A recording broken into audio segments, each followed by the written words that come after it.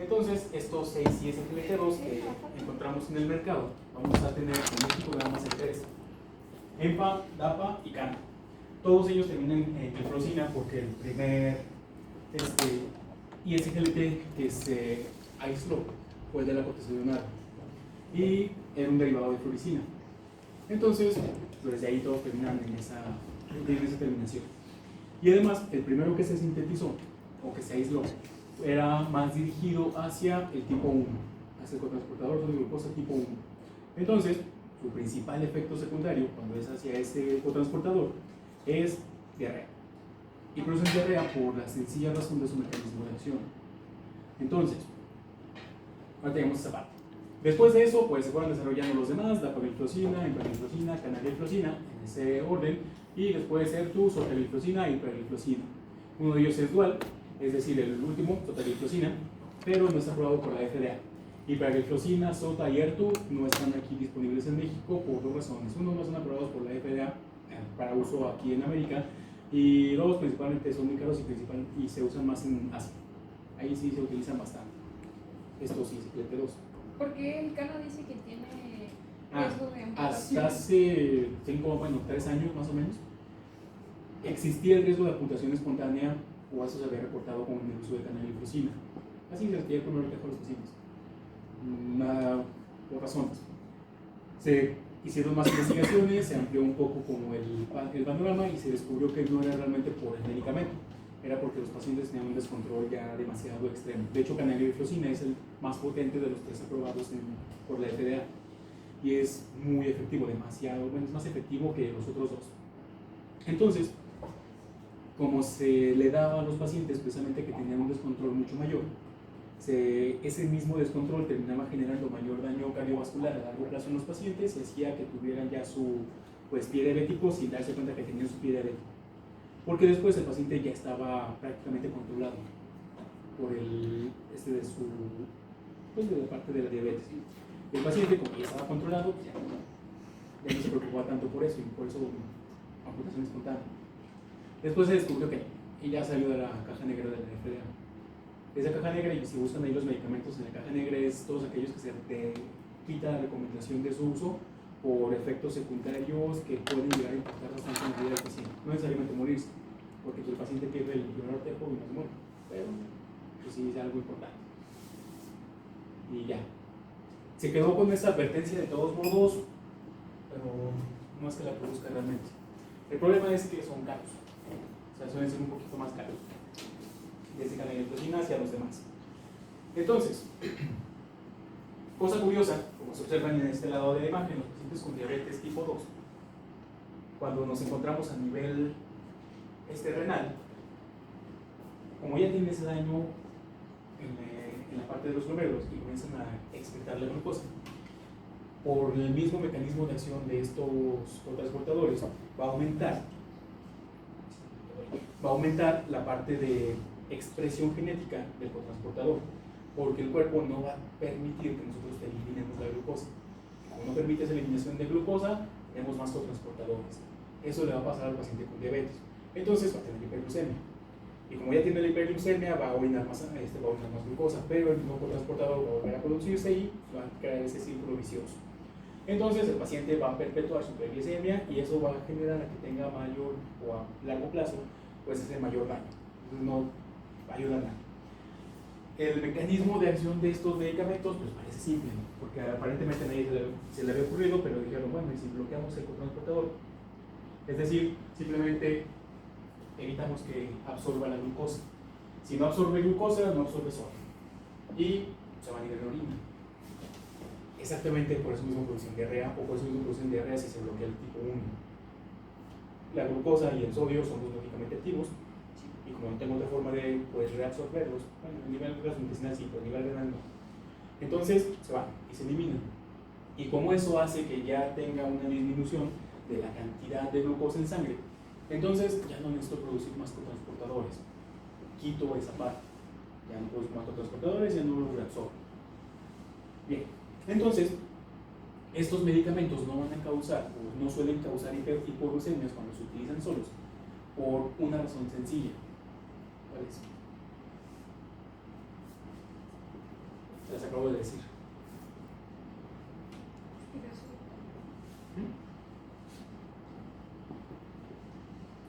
Pues que necesitan que trabajen con un umbral específico de glucosa a nivel plasmático. Si el paciente tiene menos de 140, bueno, aproximadamente 140 miligramos por decilitro de glucosa, no se va a activar este mecanismo. Y el paciente no va a reabsorber más glucosa. Entonces, si el paciente ya tiene esa glucemia específica, estos medicamentos no van a hacer un efecto mucho mayor para el control glucémico. No se van a activar. No voy a tener más transportadores, no voy a tener que preocuparme por esa parte. Si comienza a elevarse y el paciente ya tiene más de 160, se activa el mecanismo y ya ahora sí va a tener una mayor efectividad. Por eso los pacientes cuando toman estos medicamentos, los SGLT2, y se toman una coca, y es una coca con azúcar, todo el día van a estar orinando, bueno, pero van a estar orinando muy seguido. ¿Por qué? Porque si el paciente más bien toma glucosa, se activa el mecanismo y el paciente va a orinar mucho. Entonces, ¿qué pasa? ¿Y qué va a explicar? Y más bien dicho, eso o este simple mecanismo de acción explica prácticamente casi toda la farmacodinamia del medicamento. Es decir, los efectos que puede llegar a tener. Los efectos se van y usualmente se dividían en glucosuria y natriuresis. Es decir, si mi paciente estaba eliminando mucho sodio y mucha glucosa. Si el paciente elimina mucha glucosa, no va a tener suficiente glucosa circulante o va a tener lo suficiente para poder funcionar. Entonces, va a disminuir el aporte calórico, no alimentado, pero sí el aporte que esté en la sangre para los diferentes tejidos, y eso va a hacer que tenga que gastar energía por otras vías, más bien, tener energía por otras vías. Lípidos y proteínas, principalmente lípidos. Entonces, a largo plazo, los pacientes van a disminuir de peso, siempre y cuando se mantenga esa pérdida de glucosa. Bien. Mi paciente ya no tiene glucosa exagerada a nivel sanguíneo, a nivel plasmático, ya no necesita introducirla en los diferentes tejidos. Disminuye la hemoglobina glucosilada porque ya no tiene que buscar en dónde distribuir esa glucosa excesiva que tiene mi paciente. Y al mismo tiempo va a tener la parte de uricosuria. Aumenta la uricosuria porque mi paciente pues, va a tener que producir vías metabólicas alternas, producir energía. Y eso me va a ayudar a que el ácido úrico en plasma pues, vaya disminuyendo, y como ya no tengo ácido úrico y tampoco tengo glucosa, entonces lípidos. Y los lípidos van y yo irlos movilizando, también voy a disminuir las placas de ateroma. Disminución de placas de ateroma, disminución de la rigidez arterial. Disminución de la rigidez arterial, protección renal y protección cardiovascular para mi paciente. Porque además ya no tiene que mover suficiente, pues el gasto cardíaco también va a ir disminuyendo. Menos peso, menos carga, menos inflamación y la fibrosis. El paciente tiene protección cardiovascular. Y luego, por la parte de la natriuresis, que va un poquito también con la parte de la glucosuria, el paciente va a tener disminución de los volúmenes sanguíneos. Uno, porque ambos son osmóticamente muy activos y pues van a arrastrar cierta cantidad de agua. Siempre y cuando no esté tan mal el riñón de mi paciente, esa agua va a regularse de manera adecuada y teóricamente no va a producir deshidratación. Simplemente se van a reajustar los niveles de presión arterial. Si se regulan estos niveles de presión arterial, pues el impacto a los tejidos va a ser menor. No hay daño en los tejidos, lo que me va a llevar a esa parte de la disminución de la rigidez arterial, que va en conjunto con la disminución de las placas y la inflamación, y ya no sufre tanto mi riñón. Y como mi riñón ya no está sufriendo tanto, también va a disminuir la tasa de filtrado, no porque se vaya como a dañar, sino porque ya va a tener que filtrar menos. Le quito trabajo al riñón. Ya le quita trabajo al riñón, se protege esa parte. Y como además ya no tengo tanto volumen, ya está disminuyendo mi gasto cardíaco, la carga del corazón también va a disminuir. Y mi paciente ya no va a tener alteraciones, crecimiento ventricular, alteraciones a largo plazo, insuficiencia cardíaca, etcétera, etcétera. Bien, entonces hasta ahí se explicaban el por qué los efectos que tenía benéficos a nivel cardiovascular, protección renal y disminución de peso del paciente, que siempre y cuando sea un paciente con diabetes. Si yo a una persona que no tiene diabetes le doy uno de estos medicamentos, ¿no? ¿Por qué? Bueno, más bien desnutrición. ¿Por qué? Porque va a perder la grasa corporal. ¿Pero por qué? Porque va a haber un balance calórico negativo. Una persona que no tiene diabetes, ¿cuánta glucemia tiene normalmente? Alrededor de 100. Alrededor de 100. ¿Y cuál era la condición para que esto funcionara? Que estuviera mayor de 160. No le va a pasar absolutamente nada a mi paciente que no tiene diabetes. O sea, no va a perder peso, no va a tener disminución del volumen circulante, no le va a pasar nada en cuanto a la parte glucémica. Pero extrañamente se observaba que los pacientes que se les daba y que no tenían diabetes, por ejemplo los pacientes que tenían daño cardíaco, insuficiencia cardíaca o pacientes con hipertensión, sí mejoraban, sí se controlaba la presión y sí disminuía este impacto a nivel cardíaco. Entonces se descubrió que estos medicamentos también tenían efecto directo a nivel de la vasculatura, directamente a nivel de músculo liso y endotelio vascular.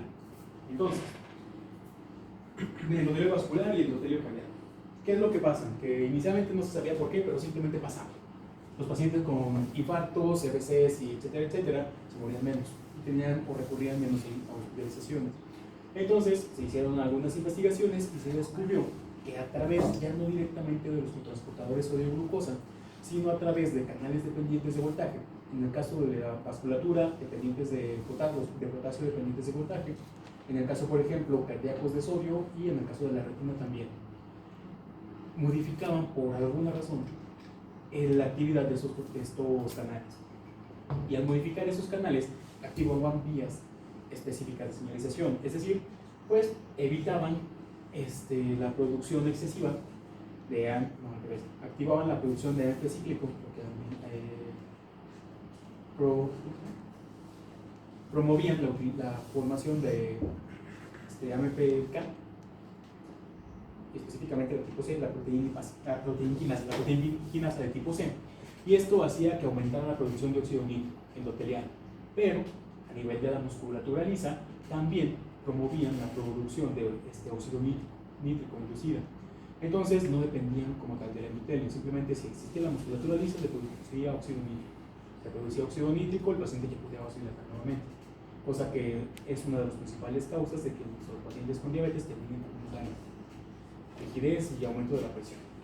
Y además promueven la supervivencia mitocondrial, evitan que haya una fisión excesiva, es decir, mantienen la fusión de las mitocondrias y eso aunado a que disminuye la inflamación, le quitan ese estrés oxidativo a las mitocondrias, ya nos mueren y ellos tienen que fisionar, ya no están produciéndose especies reactivas de oxígeno tan rápido, lo que promovía esos efectos a largo plazo, hacía que las células sobrevivieran más, producía mejor ATP, se volvía a la parte de la contracción y la vasorelajación y pues ya tenía un endotelio vascular nuevamente funcional. Lo que sí es extraño y no está del todo claro por qué es, vuelve a producirse, vuelve a regenerarse cierta parte del endotelio vascular, no todo, pero una parte de ese endotelio. Entonces, al tener nuevamente endotelio la vasculatura, iba regresando la parte de formación de nuevos vasos. Entonces, que en ratas sí se observa que hay una disminución en la retinopatía diabética producida o inducida de manera artificial, pero en humanos todavía no está del todo comprobado qué es lo que pasa. Simplemente pasa. Y además, eso fue lo que me faltó poner ahí, tienen efectos secundarios bastante benéficos que no dependen prácticamente de esto. Uno de ellos es que promueven la utilización de cuerpos cetónicos a nivel hepático y a nivel cardíaco. Si recuerdan, el sistema cardiovascular, sobre todo hablando específicamente de los miocardiocitos, utilizan mucho mejor los cuerpos cetónicos que la glucosa para la producción de energía. Entonces, si yo le aporto suficiente energía a un corazón, y ya no depende de la glucosa, porque ya uno la estoy quitando, y dos, le estoy promoviendo que produzca o utilice cuerpos cetónicos, los cuales va a utilizar mucho mejor, pues un corazón gigante, un corazón que es un paciente con insuficiencia cardíaca, va a dejar de sufrir, porque ya tiene suficiente energía y ya puede trabajar mejor. Si esto se lo ponemos a un paciente que no tiene insuficiencia cardíaca, pero que tiene hipertensión y le aportamos la energía suficiente, su corazón ya va a trabajar mucho mejor, trabajar con suficiente energía y además estamos quitando la carga excesiva. De ahí la parte también de protección cardiovascular, ya no dependiente del procedimiento, sino directamente de los efectos de cetosis que se producen. Entonces, y además, promueven a la par la expresión específica de histocitos de regeneración vascular y disminuyen los que son los encargados de prácticamente la eliminación de lo que sería todo endotelio y vasculatura. Es decir, vasos sanguíneos pues útiles que ya no se van a terminar degenerando en apoptosis y que además pues con suficiente energía. Y prácticamente estos son los efectos de la parte farmacodinámica de los ISGLT2. Entonces, ¿qué pasa? Entonces, lo que se observa de estos medicamentos, y eso fue lo que después llamó un poquito la atención, es se observa su volumen de distribución. Es que son volúmenes de distribución demasiado amplios. ¿Por qué? Porque si recuerdan, un volumen de distribución amplio quiere decir que está prácticamente en todo el sistema. Entonces, ¿por qué un medicamento que específicamente va a actuar a nivel renal está o se distribuye ampliamente en todos los tejidos? Que fue lo que después se fue observando, que tenía efectos mucho mayores, pues bastante diferentes de lo que simplemente se creía. Otra característica importante es sus concentraciones máximas y sus vidas medias. Entonces, alcanzan concentraciones máximas demasiado rápido, normalmente en una hora, hora y media, y tienen vidas medias largas, vidas medias de entre 12 y 13 horas, 14 también mucho. ¿Qué quiere decir? Que con una sola dosis mi paciente va a estar completamente cubierto para 24 horas, prácticamente como para 2 días y medio. Ok. ¿Qué más? Ah, sí. La parte de unión de proteínas y el metabolismo es importante por dos razones. Si me fijan, una de ellas tiene una mayor unión de proteínas. No se pueden comparar de esa manera, pero si lo vemos con que la pavilflozina tiene una elevada unión de proteínas y tiene solamente una vía metabólica, pues vamos a tener ciertos problemas cuando se utilice en combinación con medicamentos que comparten la misma vía. La ventaja es que esa vía es de las menos utilizadas, la 1,9. Si recuerdan, la mayoría es los citocromos que van a ser de las familias 2, la 12,9, 2,9, 2,9 y la 3. La 1A no es tan común, esa es la ventaja. En el caso de la empagliflozina, no se une tanto a proteínas, quiere decir que se va a tener efecto mucho más rápido, lógicamente. Y además, su metabolismo no depende de una sola, sino de múltiples vías, reduciéndose o minimizando el efecto que puede llegar a tener la combinación con múltiples fármacos. De ahí la efectividad de la empagliflozina.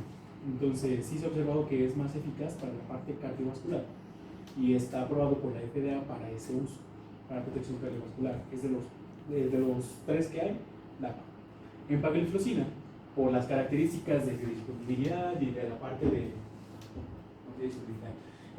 la vía metabólica y de la unión a proteínas y la vida media, tiene mayor impacto a nivel renal. Entonces, su efecto es mucho mayor a ese nivel. Controlan o mejoran la parte de la filtración. Como nada más utilizamos dos, pues eso sí más o menos lo tendría que recordar. No aprender completamente, pero sí recordar. Entonces, TAPA y EMPA, de 5 a 10 y técnicamente entre 10 y 25 miligramos de cada uno. Esas son las dosis que se utilizan. Dosis iniciales, dosis máximas.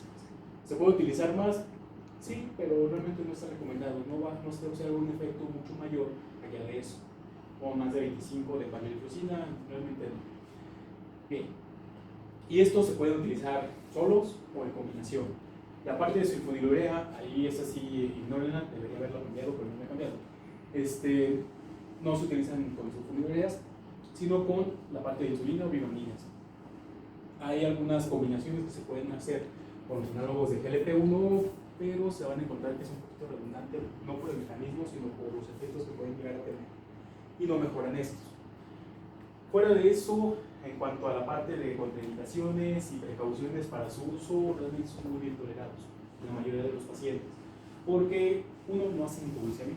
Es muy raro que un paciente con esto no vaya a hacer una hipoglucemia, exceptuando cuando se utiliza, por ejemplo, en combinación con insulina. Si se utiliza en combinación con insulina, eso va a favorecer bastante el efecto hipoglucemiante de la insulina, porque pues disminuimos la glucosa plasmática y si yo la pago con insulina al paciente, pues va a disminuir todavía más. Eso sí aumenta ese riesgo, pero por sí solos es muy raro, extremadamente raro que lo produzca. Lo que sí es bastante importante es aumentan el riesgo de infecciones del tracto urinario por su simple mecanismo de acción. Tengo mucho glucosa a nivel urinario, pH diferente, mucho alimento y además una temperatura un poco diferente, pues aumenta ese riesgo de proliferación de bacterias y pero más bacterias que por el mismo mecanismo de acción puede producir hipovolemia. En pacientes cuando tienen hipertensión ortostática no se recomiendan pues tanto o sin vigilancia porque el paciente sí puede terminar con ese, pues se levanta y termina en el suelo por hipertensión ortostática, puede llegar a producir el paciente, bastante importante. En un paciente con hipertensión, no, de hecho sí es bastante útil en ese sentido.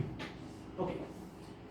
En casos extraños, raros y muy extraños sí pueden llegar a causar deshidratación, pero es en un paciente que tiene un control muy deficiente de la glucemia. Es decir, que mi paciente cena, desayuna y come de una manera muy inadecuada. Si mi paciente se come medio pastel, si mi paciente se come pastel, desayuna tamalitos y se come como 6 tacos de 6 tacos con un refresco, va a estar durmiendo todo el día. Eso sí va a hacer que se deshidrate, porque los niveles o el umbral de glucosa siempre va a estar alto. Cuando el paciente coma adecuadamente, va a disminuir. Ok.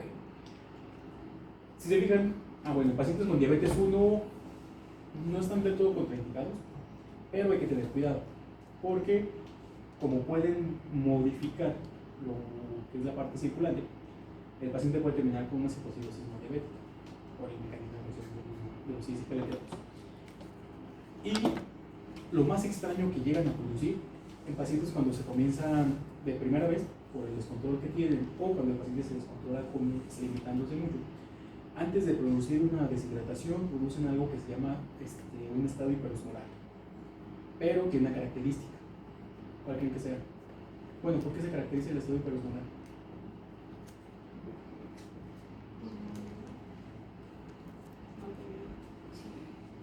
¿Por qué?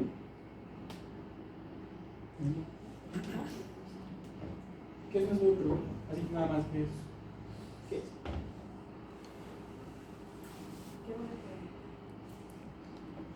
Bueno, ¿qué es la osmolalidad?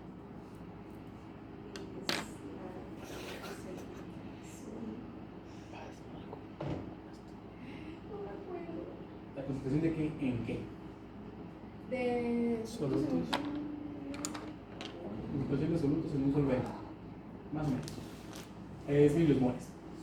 La concentración de miliosmoles de algo, de un soluto, en un litro de solución.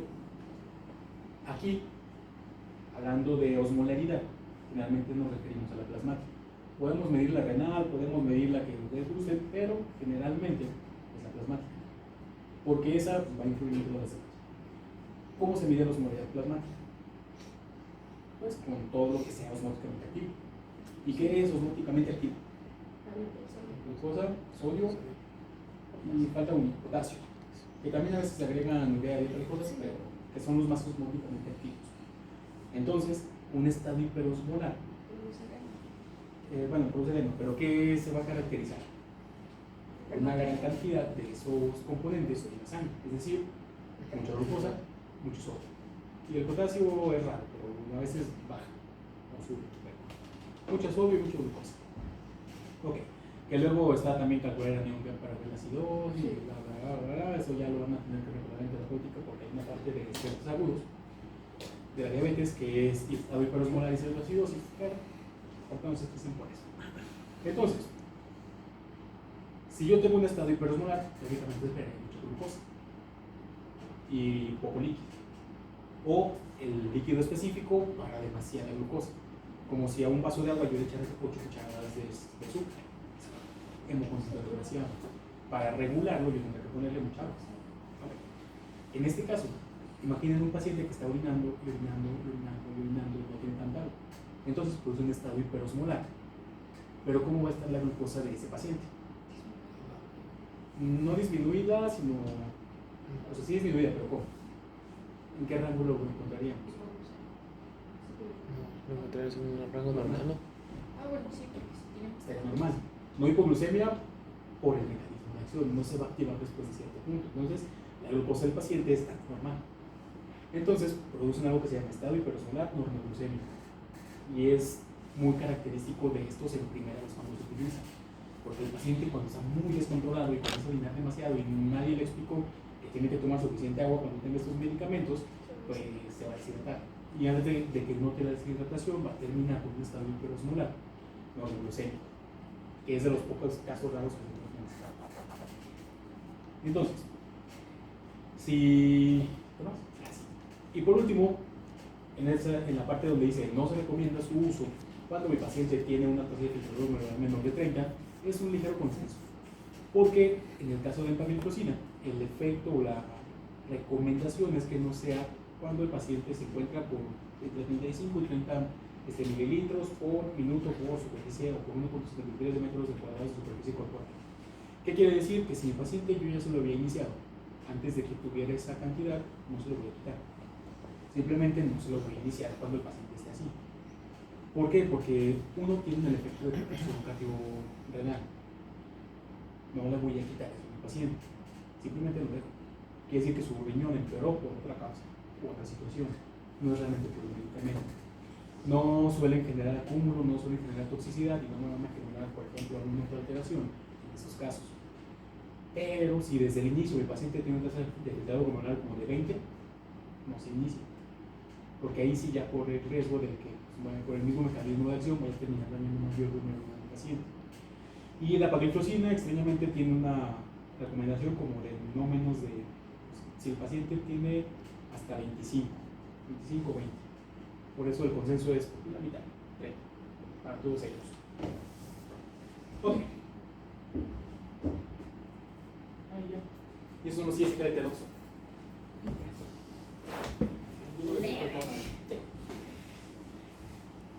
Entonces, ¿qué es lo que tienen que recordar de los ISQLT2? Mecanismo de acción, ¿qué pueden llegar a producir? Lo más raro es que produzcan estado hiperosmolar no glucémico, deshidratación e infecciones, y pues los efectos que tienen de protección cardiovascular y renal. Por eso su uso. Y por eso se utilizan bastante. De hecho, las guías lo recomiendan junto con estos. Los análogos del GLP-1. Entonces, mis péptidos similares al glucagón, y los gástricos, el GIP, pues tienen efectos bastante específicos. Entonces, fisiología, ¿se recuerdan dónde se producen estos medicamentos, estos péptidos similares o estos péptidos análogos al glucagón? Que son el GLP. Y el péptido inhibidor gástrico, el GIP. Ahí viene el mal. Se producen principalmente a nivel gastrointestinal. Son los que más lo van a producir. También los puede producir un poco el páncreas y un poco por ahí el cerebro, pero la parte importante de ellos son sus efectos. Tienen vidas medias cortas, generalmente como entre 1 hora a 2 horas, los endógenos. Sus efectos van a ir desde la parte cerebral, es decir, atraviesan las barreras hematoencefálicas, llegan a los centros reguladores del apetito y le quitan el hambre a las personas. Al mismo tiempo, tienen efectos, por eso péptido inhibidor gástrico, y también en la parte del GLP, pero van a hacer que el estómago se vacíe más lento. Entonces, imagínense un paciente que no tiene hambre y que además pues tiene un vaciamiento lento gástrico. ¿Qué va a pasar con los alimentos que el paciente ya consumió?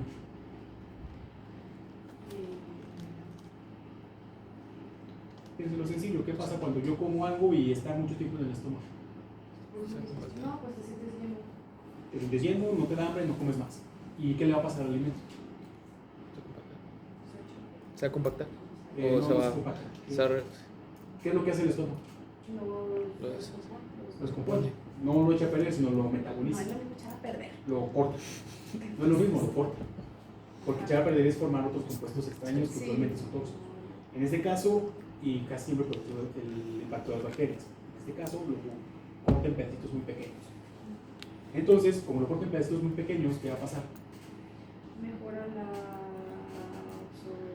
la absorción de ciertos compuestos. Otros sí van a sufrir un impacto diferente, eso sí va a pasar. Pero mejora la absorción de la mayoría de los compuestos, principalmente carbohidratos, que los hace más simples, y también los ácidos grasos, que ya vemos en lípidos que mientras más pues simple sea, más fácil es que yo lo pueda absorber y utilizar. No lo voy a oxidar tanto y no voy a tener esas alteraciones. Bien.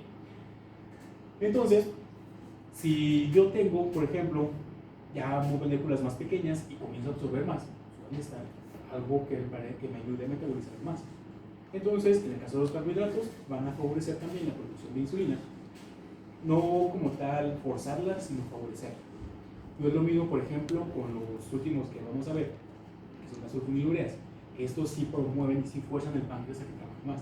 Estos no, simplemente hacen, le dan como deberías producir más insulina. Porque también disminuyen la formación del glucagón. Entonces, tengo más insulina, tengo moléculas más pequeñas y además no tengo hambre. Van a utilizar y van a también favorecer la sensibilización de la insulina por efectos de disminución de inflamación y de señalización.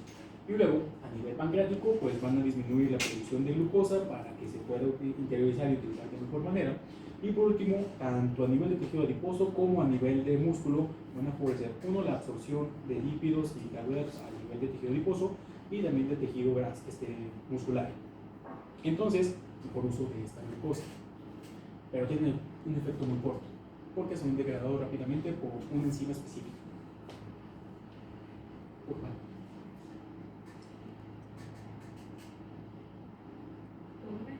Sí, que forma parte del tratamiento para los pacientes con diabetes.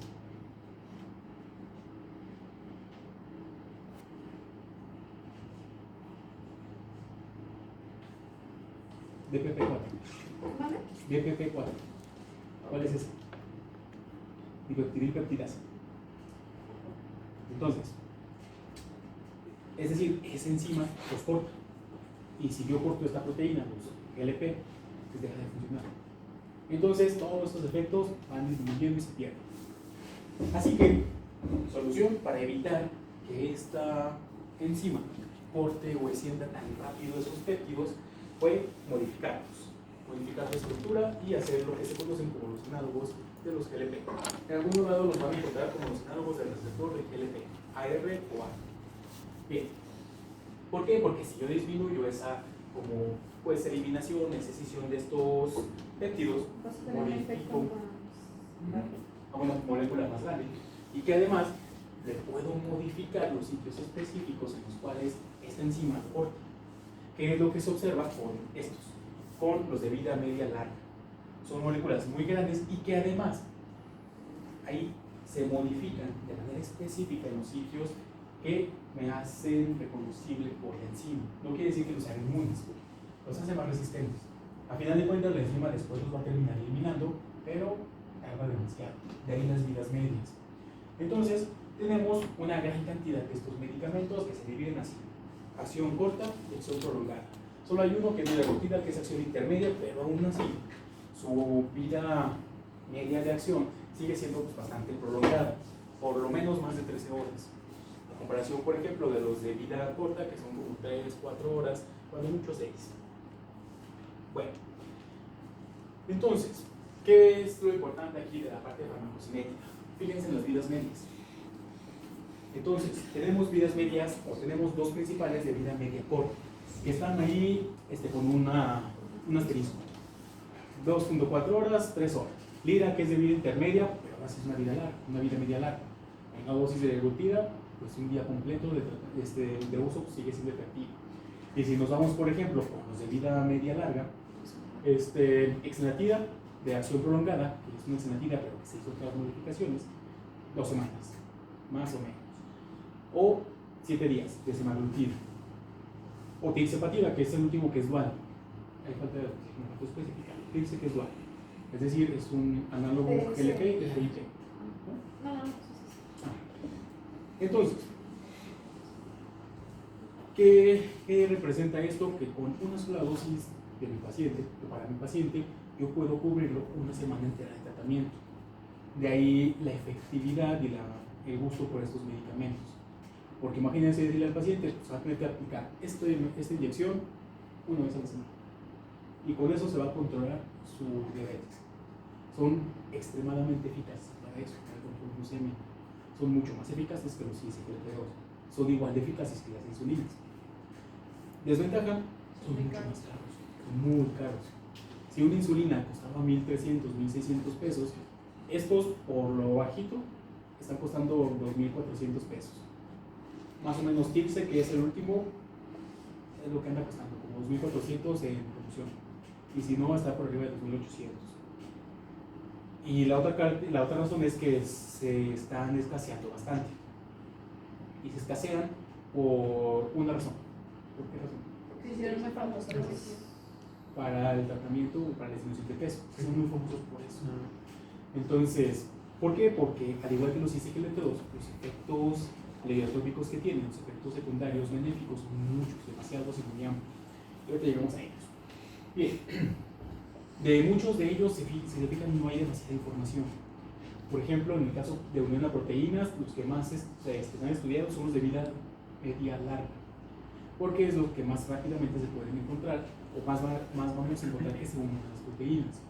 Por eso las vidas medias pues, están largas. Y tenemos que tienen una unión a proteínas exagerada, más del 98%, exceptuando dexenatira, que pues, es una bebida medio corta, pero pues, arriba del 98%, precisamente funcionando como ese depósito y que se va liberando para que no sea eliminado por los F4. Ok. En cuanto a sus volúmenes de distribución, son raros porque pues de repente sí los encontramos mucho en el tejido. El problema es que el que sean de vida media larga no quiere decir que resistan por completo la eliminación, sino que se van liberando, hacen efecto, se elimina, se libera, hace efecto, se elimina. Por eso la colocación de su vida media también solamente resiste más de esas 2-3 horas que se eliminan tan rápido. Entonces pareciera que no es tanto, pero 19 litros de distribución es algo importante. Okay. Metabolismo meramente es por las de grupo, no se eliminan por otra vía, no interfieren los citocromos, no interfieren otras enzimas, es las enzimas que van a eliminar aminoácidos. Específicamente esas, porque tenemos más enzimas que modifican los aminoácidos. Tenemos neuropeptidasas, tenemos enzima convertidora de catencina, es de hecho una de este tipo de enzimas, pero dirigida a otro rango específico. Ok, y su eliminación, pues entre renal, heces, por ahí varía un poquito. La mayoría se eliminan por la vía renal. Y se van a eliminar, pues prácticamente como metabolitos, porque se va a estar cortando ese GLP, pues es análogo de GLP-1 y nada más. Entonces, en cuanto a su farmacodinámica, vamos a encontrar que sí disminuye bastante y de manera que tiene un impacto bastante importante a nivel glucémico. Pero se observan otros efectos, por ejemplo, a nivel de presión arterial, frecuencia cardíaca, disminución de peso, disminución de la parte inflamatoria y tienen ¿cómo se llama? Así. Impacto en los diferentes tejidos que nosotros vamos a encontrar, de ahí los efectos secundarios. Entonces, como prácticamente su mecanismo de acción va a depender de los tejidos a los que llegan, es lo que nosotros vamos a encontrar. A nivel cerebral, vamos a encontrar que por este mecanismo de acción van a disminuir la sensación de hambre de las personas, lo mantiene saciado más tiempo.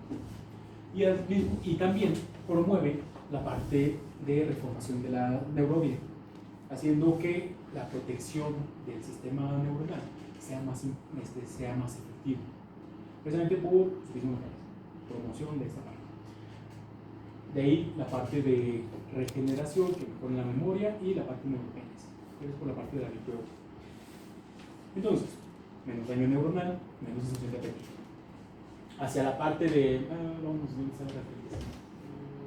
No tengo fertilización. Hígado. En el hígado, pues forman o favorecen la formación de glucógeno, y como tengo la formación de glucógeno aumentada, pues glucosa. Tengo que usar. Y tengo que usar también mis lípidos. Entonces, utilizo mi glucosa de manera más efectiva, y eso va a promover también a nivel de músculo esquelético que se promueve este ingreso, ¿sí? También a nivel de tejido adiposo. Entonces, tengo más glucosa que estoy utilizando en otras vías, no tengo formación de glucógeno y necesito formar energía, entonces los lípidos que yo estoy recaptando por mi tejido adiposo también los tengo que comenzar a utilizar. El problema viene después de otra parte, pero ok. Más glucosa, más lipólisis. Por eso se popularizaron tanto. El paciente no tiene hambre, tiene disminución del tejido adiposo porque comienza a quemar todos los lípidos, tiene disminución o control glucémico adecuado y necesita bajar de peso. Como baja de peso, baja inflamación. Como baja inflamación, pues mejora la sensibilización de insulina, la insulina periférica, ya no necesito producir tanta insulina porque ya no tengo tanta glucosa, mi páncreas disminuye su pues, actividad, disminuye la inflamación pancreática y mejora la supervivencia de las células beta. Y además pues tiene esa ventaja de forma de neuroprotección aunado a la otra parte. Como tienen impacto también a nivel cardíaco, porque van a llegar y van a entrar ahí, van a generar todo este cambio también conformacional, haciendo que se mejore la actividad, aquí no por cuerpos cetónicos, sino por glucosa. Mejore el uso de glucosa por la parte cardiovascular y hace que disminuya también la parte inflamatoria, porque también disminuye la señalización de estas vías inflamatorias, mejor contractilidad, mejor actividad cardíaca, control de ritmo y pues, prácticamente eso es lo que hace. Disminuye el peso del paciente, por eso también tiene que estar sufriendo bastante. Protección cardiovascular. Y por último, en la parte renal. Como yo ya tengo suficiente glucosa y yo tengo que estarla recaptando de manera ahí, pues en específica voy a tener que comenzar a eliminar la vía. No mejora la parte como si SGLT2, pero sí tiene un poco de hematopoiesis que va a impactar también en la disminución de la presión arterial y la recaptación adecuada de glucosa. Entonces, como ya estoy recaptando glucosa y sodio, pero estoy utilizando la glucosa, ya tengo mucho sodio, tengo que eliminarlo. Comienzo a eliminarlo por los diferentes canales a nivel renal y ya. Impacto directo, o ese impacto se va a ver directamente pues, en los diferentes sistemas. Es decir, que lo que nosotros vamos a ver es prácticamente esto. Sensibilización de insulina, menos apetito, menos inflamación, mejor uso de la glucosa, de la frecuencia cardíaca, disminución del gasto cardíaco, uso de lípidos periféricos, disminución de la parte de ateromas, efectos directos o impacto directo también en la supervivencia de la vasculatura, menos riesgo cardiovascular, menos inflamación, menos agregación plaquetaria porque ya no está tan turbulento, menos carga cardíaca, menos infartos, protección cardiovascular. Entonces, disminuye prácticamente todos estos riesgos cardiovasculares de manera directa e indirecta. De ahí también su uso tan generalizado. Y por eso las guías las guías americanas para la parte de diabetes lo recomiendan bastante. Muy buen impacto a nivel glucémico y cardiovascular. Y también estos medicamentos, aparte de todo lo que tienen a nivel pues, de protección neuronal, de la parte de disminución del riesgo cardiovascular, se han encontrado esos efectos. No tienen que aprendérselos, pero tengan presente que lo que se ha encontrado es activación de vías alternas de señalización a nivel de los tumores, lo que ayuda a que los tumores estén pequeños. No los desaparece por completo y también, como está regulando la vía o el impacto que tiene directamente en la vasculatura, disminuye la angiogénesis. Entonces, los tumores son más chiquitos. No los quita por completo, pero sí ayuda a contrarrestar como cierto crecimiento de ellos. Entonces, y al regular también la entrada de glucosa a este mismo tumor, hace que las células ya no tengan tanto aporte nutricional y comiencen a morirse. Todos esos son los efectos más extraños que tienen, pero pueden llegar a tener ese impacto. Realmente no se utilizan por eso, se utilizan por todo lo que está al lado izquierdo. Ahí sí vamos a encontrar. Su posología es bastante compleja porque va a depender de cuál estemos utilizando. Entonces, tenemos semanales, tenemos diarios. La ventaja de ellos es lo que ofrecen. La mayoría de ellos, y de hecho casi todos, exceptuando uno, que es semaglutida oral, van a ser administrados por vía subcutánea. Todos, absolutamente todos. Sí. La otra ventaja es que la mayoría ya vienen en agujas o jeringas precargadas. Es decir, que el paciente nada más ajusta la dosis y se la aplica. Y ya no tiene que estarse preocupando por comprar jeringas de insulina o estar pues comprando el material para lavado de manos o así, aseo, aplicación. Tenemos otros, por ejemplo, tirzepatida, que es el dual, que sí viene en frasquitos. Se toma la jeringa y ya te lo aplica una vez el paciente la dosis. Y esa es una sola dosis. A diferencia, por ejemplo, de los Ozempic, que viene así, con plumas ya precargadas de ciertos mililitros, para que el paciente tenga por lo menos entre 1 y 2 meses de uso de tratamiento. Bien, entonces, la otra ventaja es que si el paciente se le olvida, por ejemplo, pues aplicarse una dosis, mientras esté dentro del rango de 3 días, porque es el tiempo en el que va a alcanzar su concentración máxima, puede volverse a aplicar sin problema. No es como que va a tener que esperarse hasta la siguiente dosis para poderse aplicar, no, simplemente se la aplica y ya, siempre y cuando esté en el rango de 3 días. ¿Sí? Si está después de ese rango, entonces sí va a tener que esperarse a que sea la nueva, a aplicarse pues 3 días más para poderse aplicar su nueva dosis. Y ya se la aplica y listo. En el caso de los que son de aplicación diaria, pues simplemente se sigue con el siguiente. Se olvida un día el paciente, recién se la aplica y ya puede continuar. Porque a pesar de que tenga una vida media, por ejemplo, de 4 horas, recordemos que por consenso, 5 vidas medias es cuando el medicamento va a seguir haciendo efecto. Por eso, pues al día siguiente va a continuar con ese efecto del medicamento. Por eso sí lo puede utilizar. La otra ventaja es que pues, prácticamente si el paciente come o no come, se le puede aplicar. No va a ser hipoglucemia. Es muy raro que un paciente con estos medicamentos haga hipoglucemia, porque al igual que los SGLT2 no depende prácticamente de la secreción de insulina. ¿Qué más?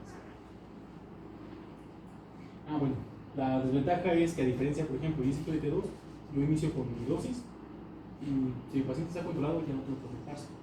Se lo aumento si después de 3 meses veo que el paciente comenzó con el control, o directamente inicio con la dosis más alta. Estos se inician con dosis bajas. ¿Y por qué creen que se inician con dosis más baja? Porque, por ejemplo, inicio 75 y ya después voy aumentando mi dosis a 1.5, 3 de lo que quiero.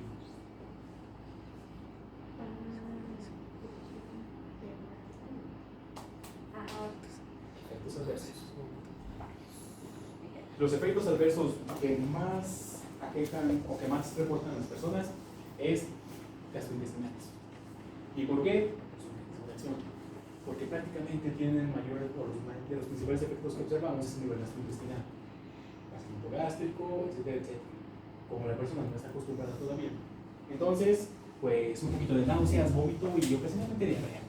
Lo más común son náuseas, porque como disminuyen el vaciamiento gástrico y la persona, y usualmente no estamos acostumbrados a tener un vaciamiento gástrico tan lento, les ha pasado que comen tanto que es como de, me siento muy lleno mucho tiempo. Y después, ¿qué pasa? La indigestión, y se traduce como a uno quiere vomitar. Todo te asco. ¿Por qué? Porque el estómago está extendido. Reglas de fisiología, si no sale por arriba, sale por abajo. Entonces, esa disminución del vaciamiento hace que den las ganas de vomitar, náusea, o el vómito directamente. En el caso de la diarrea, por lo mismo, como tengo este vaciamiento gástrico bastante reducido, no estoy acostumbrado, pues el tránsito gastrointestinal primero se va a acelerar, porque es como ya tengo demasiado aquí, está hecho a perder. Realmente lo que pasa es que no estamos acostumbrados. Comenzamos a tener esa diarrea. La ventaja es que, como dice ahí, pues suele ser transitorias. Son muy comunes en general para todos, pero suele ser bastante transitorio. La desventaja es que es dosis dependiente. Si yo inicio con una dosis muy alta, el paciente lo va a suspender porque va a tener una diarrea y sí puede llegar a descompensar al paciente. No por el medicamento, por la diarrea. Entonces, por eso sí, son los más comunes. Los más extraños es que vamos a tener, por ejemplo, hipoglucemia. Es muy raro. Puede llegar a producir también dolor en el sitio de punción, dependiendo de cómo sea la forma de administración del paciente o de la persona, pero pues, son bastante bien tolerados fuera de eso. Y también, no es lo más extraño, pero sí se han reportado formación de anticuerpos, porque al final de cuentas yo estoy administrando una proteína, que es una proteína pues, modificada o diferente a la que tenemos de manera endógena. Si el cuerpo no la reconoce como tal, se va a comenzar a atacar. Y los más comunes es prácticamente como los de acción corta. Con los de acción corta. Entonces, la ventaja es que, como dice ahí abajo, no es tan relevante ese impacto. Es decir, que los anticuerpos que se puedan llegar a producir no son tan importantes, no tienen un impacto tan directo en la efectividad. Sigue siendo efectivo el medicamento y se puede seguir utilizando. Si hay una disminución de la efectividad, entonces hay que suspenderlo y cambiar de tratamiento. Pero, bueno, eso sí ya es muy raro, que los anticuerpos impacten así directamente o directamente sobre esa parte.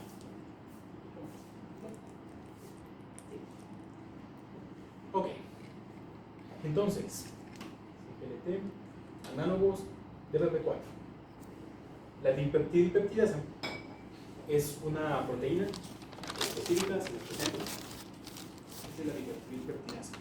Si se fijan, tiene dos terminaciones diferentes y parecía que son como muchas hélices.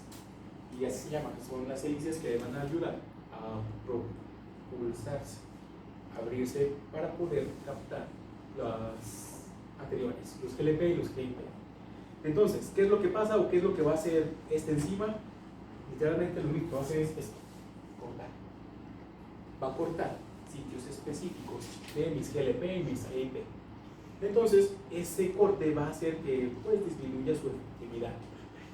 La característica de estos DPP4 es que prácticamente lo producimos en casi todos los tejidos, en los microtejidos. A nivel renal, a nivel pancreático, a nivel gastrointestinal, que es el principal productor, y que pues, el gastrointestinal se producen los GLP, los GIP y pues, las tijeras pues, van a tener que cortar.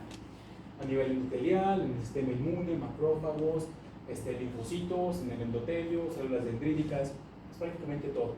De ahí la corta duración de los GLPs, porque todos los tejidos, si se fijan ahí, son los tejidos objetivos de los GLP. Se corta y simplemente disminuye la efectividad de estos péptidos. Ah, cierto, se les llaman incretinos a los anteriores. Ok, y visto de otra forma es así. Esta es una molécula un poco más grande que va a tener diferentes, se le llama bolsillos en la parte bioquímica, que tiene un sitio de entrada y el sitio de entrada ahí arriba es donde se va a alojar. Va a pasar por ese sitio de entrada, se va a abrir, llega el péptido, se aloja en una parte, en uno de los bolsillos y se corta. Después de que se corta, es eliminado por esta misma, por la otra parte. Entonces, ¿qué es lo que pasa? Que se hicieron unos análogos de los péptidos, muy similares, pero que funcionan más bien como inhibidores. No tienen efectos como tal como los péptidos, sino que lo que van a funcionar y para lo que nos van a servir, que no los, que no los hacen esta cosa. ¿Por qué? Porque lo que van a funcionar y para lo que nos van a servir estos es para que reconozcan los sitios específicos de los bolsillos de esa proteína. ¿Por qué? Porque van a hacer que se unan y van a inhibir. Como se inhibe la proteína, ya no se cortan los péptidos endógenos que nosotros tenemos. Como no se cortan los péptidos endógenos, tienen una mayor efectividad. Y nosotros nos vamos a encontrar que dependiendo del péptido que nosotros utilizamos, o el péptido que es pues bloqueado, y ya no se termina degradando, pues va a tener diferentes efectos. Casi todos ellos tienen un efecto mucho mayor para la parte de producción de insulina o la disminución de la resistencia insulínica, que es el mecanismo de acción de los GLP. Bueno, entonces, ¿qué otro efecto van a tener los DPP4?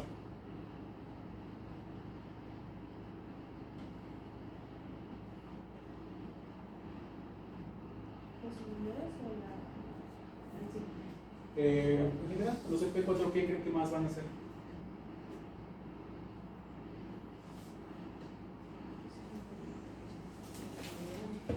Disminuir la glucosa plasmática, disminuir el peso, quitar el hambre.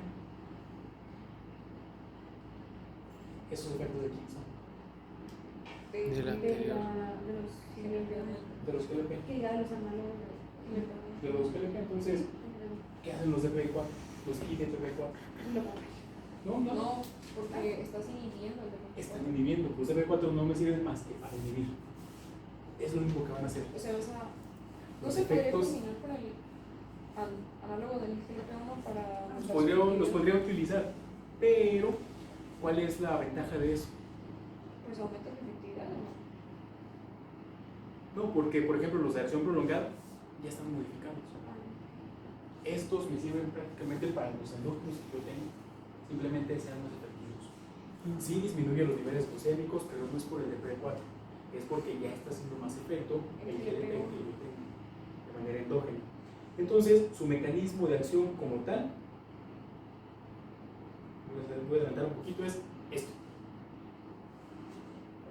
Si se fijan, todos ellos, o cada derivado específico, va a tener esta función. reconocer sitios específicos de mi proteína, de mi dipeptidasa, y mantenerla entretenida un rato. Algo así, y eso lo vamos a retomar, por ejemplo, en los inhibidores de las beta-lactamasas. Su función es ser un señuelo, es inhibir, es que la enzima no sea efectiva. Si recuerdan, dentro de los mecanismos de acción que vimos, había los inhibidores que en la enzima funcionaban como señuelos o falso sustrato. Eso es lo que van a hacer precisamente estos medicamentos. Son tan variados en sus estructuras.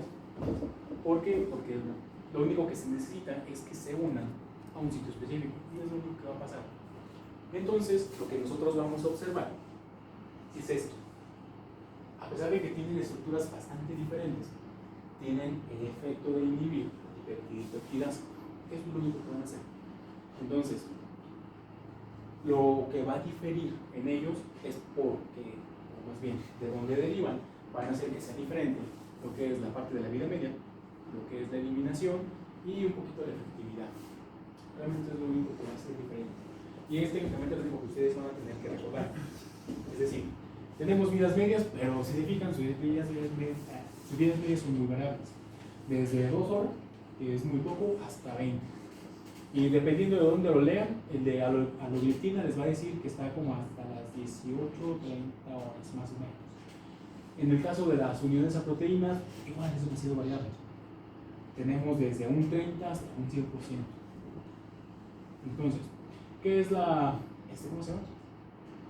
La parte importante, metabolismo. Entonces, ¿vidas medias variables? Sí, pero la parte que me importa también es el metabolismo. Su metabolismo como tal es mínimo, o si acaso hidrólisis a nivel de los citocromos. ¿Por qué es importante? Porque eso me va a ayudar para pacientes, por ejemplo, que son multitratados, pacientes con polifarmacia, que no voy a tener que preocuparme por interacciones medicamentosas, por metabolismo. Me preocuparía por otras interacciones, pero no es nada más. Y creo que realmente la parte de estos no es tan exagerado. Así. Esto, los efectos adversos sí me llegan a preocupar. Bueno, como su efecto depende prácticamente de lo que llegan a hacer, o es decir, de la inhibición de las dipeptidasas, pues vamos a encontrar que pueden ser reconocidos por otras enzimas que sean también peptidasas. Es decir, viejas, las peptidasas o neuropeptidasas A, N1, 3 y todas las demás. Y todo lo que tenga esa parte de corte o ruptura de aminoácidos puede reconocer estos medicamentos. De ahí todos los efectos que pueden llegar a tener, que son bastante extraños. Por ejemplo, edema o angioedema, ¿por qué nos lo produciría un medicamento que teóricamente lo único que va a hacer es inhibir una peptidasa? Porque si actúa, por ejemplo, con el que es similar al de la enzima convertidora de angiotensina, esos medicamentos suelen interactuar y se van a producir angioedema y edema facial. Por eso nos puede llegar a producir eso. La parte de hipersensibilidad y urticaria por el efecto que tienen a nivel de los linfocitos y de las células de la defensa, porque es también donde se produce la dipeptidasa. Se elimina o se bloquea esta dipeptidasa, alérgenos o algunas sustancias que causen inflamación, que causen estas reacciones, pues va a terminar favoreciendo su aparición. Por ejemplo, en situaciones de asma no es tan común, pero pueden también empeorarlo, porque dentro del asma los linfocitos utilizan mucho este tipo de vías, las peptidasas.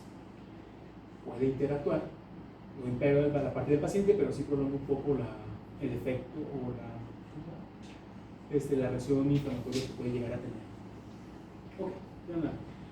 Lo que sigue es que molestias gastrointestinales y náuseas por los efectos directos de los GLP y los GIP. Y el último, el síndrome de Stevens-Johnson. Eso es porque pasa una reacción cruzada con medicamentos que simplemente el cuerpo lo reconoce de manera extraña y genera esa dermatosis, que es una muerte de la piel. O sea, no es lo que sí puede llegar a pasar. Necrosis epidermoidal. Exactamente con casi cualquier medicamento.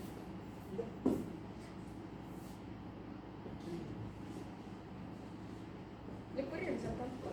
Sí. Es que usted decía que utilizar en pacientes polifarmacia. Pero luego decía que los efectos adversos Sí, porque depende se mucho puso de... medicamentos, entonces No es depende por el medicamento, es por por las por el peptidasas. metabolismo. Entonces, ¿cómo Bueno, sabes? si utilizamos un paciente con la IECA, va a ser más efectivo el medicamento. Va a producir angioedema, que sí aumenta el riesgo de que no vaya a producir un angioedema, pero es raro un angioedema en pacientes con IECA o grupos de cáncer. Entonces, más bien depende de qué tipo de polifarmacia tenga el paciente. Yo decía porque les dije que lo que no nos preocupaba tanto era la Vía metabólica. farmacocinética, el metabolismo. Pero ahí es donde está el pero, está el depende. Pues, hay otros tipos de interacciones farmacológicas. Recuerden que tenemos no solo la farmacocinética por metabolismo, tenemos la farmacocinética por unión a proteínas, la farmacodinamia por la parte de los receptores o sinergismo y antagonismo por ya sea funcional o fisiológico. Pues ahí es donde entra el pero grande o el depende, entre comillas y entre líneas, del por qué es importante decir. ¿Y qué tan comunes son los efectos adversos? Son más comunes los que están arriba. Las molestias gastrointestinales, la náusea y un poco de hipersensibilidad urticaria. Los más raros son cervical, edema facial, angioedema y Steven Johnson. Entonces son los más raros. Los más comunes y son los dependientes de qué lo que dije. Porque afortunadamente el cuerpo sí es un poquito más selectivo en cuanto a las peptidasas. Eso sí es más común. La otra ventaja es que no son tan comunes utilizarlos. ¿Tan comunes? Porque su efectividad realmente para el impacto glucémico. Sí, no. Entonces estaría mejor que utilizar Los los análogos de. Los GLP-1, los ISGLP2 son mucho mejores para eso. Estos así solitos, no, realmente no. Los tienes que usar como en combinación con otro, ¿no? Sí, porque ahí de verdad sí por sí solos no son lo mejor que hay. Sí, hay que utilizarlos en conjunto con algo.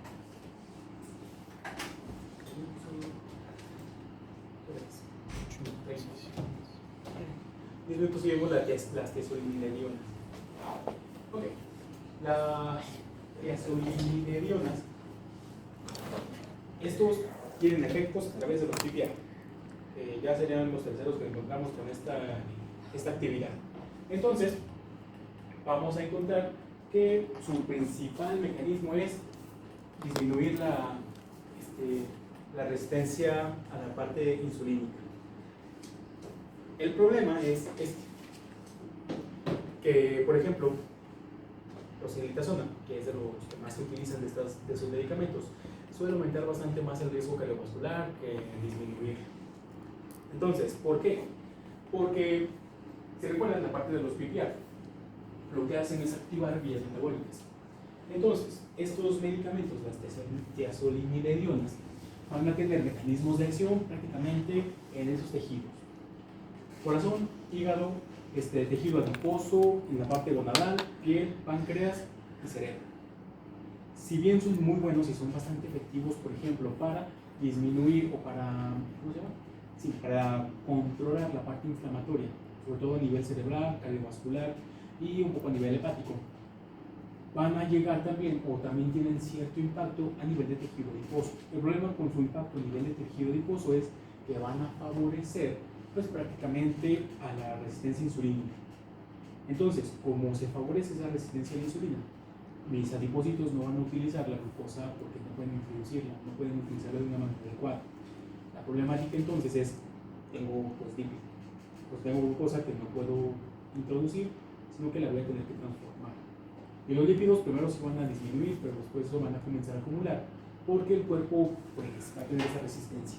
Esa resistencia se puede generalizar en los diferentes tejidos dependiendo de la insulina: músculo, hígado y páncreas.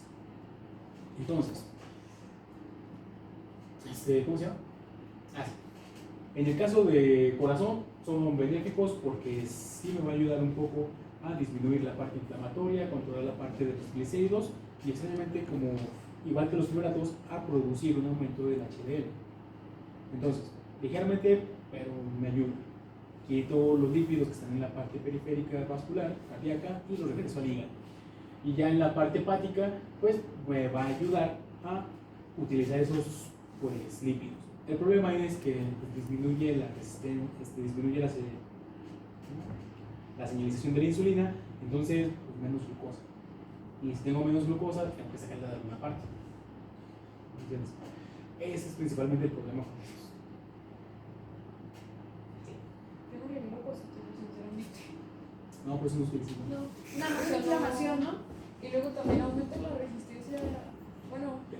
¿por qué aumenta la resistencia a la insulina con como las gonadas que tiene que ver? Porque interviene en la Porque producción de interviene. las señales de insulina. Recuerden ¿cómo se llama? Si recuerdan el ciclo gonadal, por la parte de endocrino, ¿cómo es? Lejos. Recordamos lejos.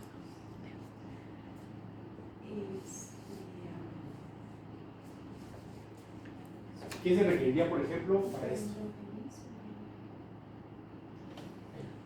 ¿Qué necesito para aumentar la ovulación? Hormonas. ¿Cuál es? La FSH. Bueno, antes de eso ocupas la.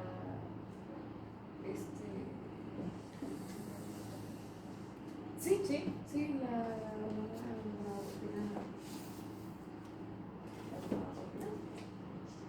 ¿Cómo se produce la ovulación? ¿Cómo se produce la ovulación? Se tiene que producir el pico, sí, como bien lo dijeron, Sí, de dos, folículo estimulante y luteinizante. lo utilizan. Y luego, ¿qué aumenta? Las gonadotropinas primero aumentan y luego disminuyen rápidamente y luego ¿qué aumenta? Estrógenos. Entonces, los estrógenos, ¿qué efecto tienen? A nivel cardíaco, de hecho, muy bueno.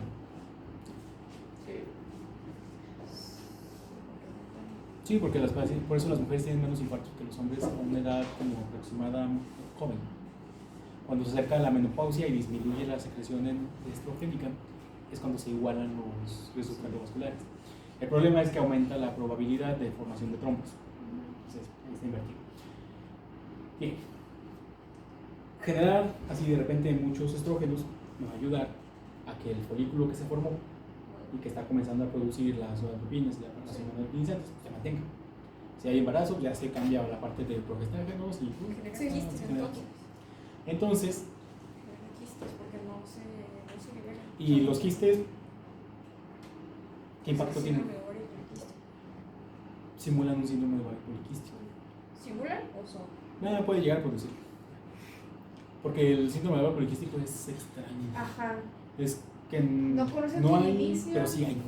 Sí, o sea, sí hay una pero no explicación, se pero liberan. hay ¿Y en muchos los hombres quistes. cómo sería? Y en el caso de los hombres, se ven afectada la parte de producción de testosterona, que también tienen la parte de vías de ascenso. Entonces, la parte o ese control estrogénico que me genera como esos quistes va a terminar generando resistencia a la insulina, porque los estrógenos y la parte de secreción o su secreción específica cuando está como muy aumentada, que es lo que se traduce por ejemplo a la parte de hirsutismo, se genera y va a generar también ese daño en la vía de señalización de insulina. Por eso toda paciente con poliquistosis ovárica hay que estarle haciendo chequeos desde muy temprana edad para resistencia a la insulina y diabetes, porque es de las principales causas que llevan. Y por eso aumenta la resistencia en la parte gonadal, porque interfiere con todas estas vías pues, prácticamente metabólicas y las vías ¿cómo se llama? Endocrinas a nivel gonadal. Resistencia a la insulina sí tiene ventajas. Disminuye la grasa visceral. Y teóricamente si disminuye la grasa visceral, disminuye la inflamación aquí a nivel abdominal, evita que se haya tanta esteatosis hepática, pero el problema es que también disminuye el ingreso de glucosa a nivel hepático, pero también está mal señalizada la insulina. Por eso, y de ahí bueno, y no son los Pues malos sí, efectos. no, ya la grasa visceral ya no puede entrar. Entonces, no es lo más raro que producen. ah, sí. No son utilizados cuando ya no tengo otra alternativa u otra vía.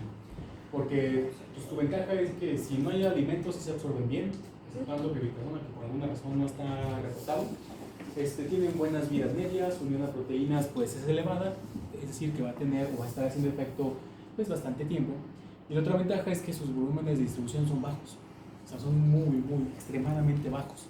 Es decir, que preferentemente los voy a encontrar en la parte hepática y en la parte visceral. De ahí su efectividad. El problema es que va a terminar en otro lado.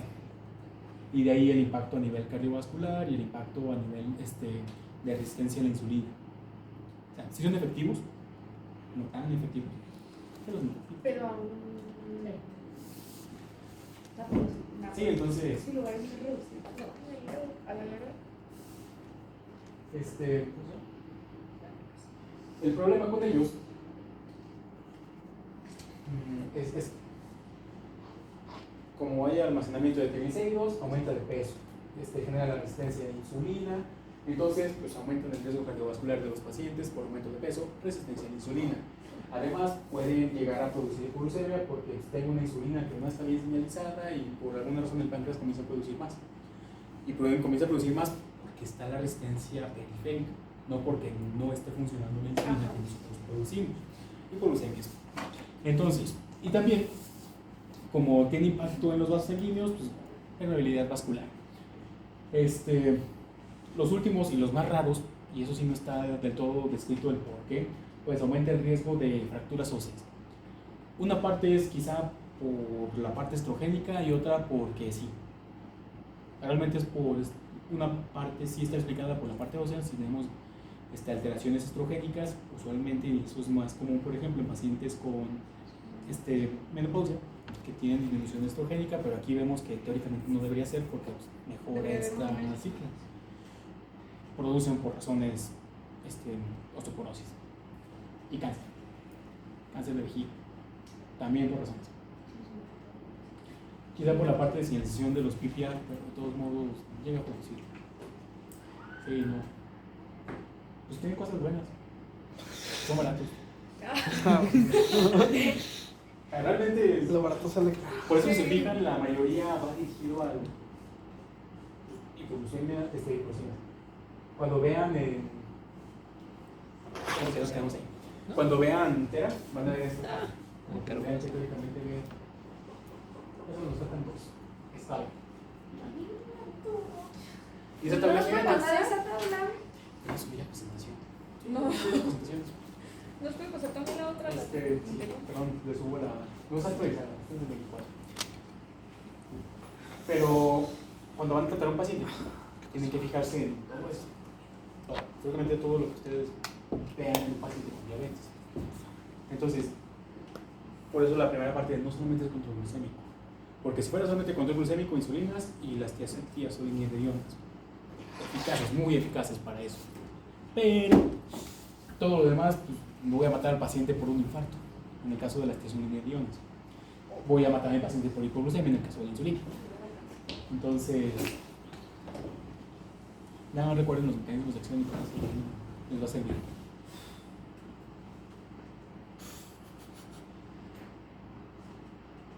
Bueno, ya son libres.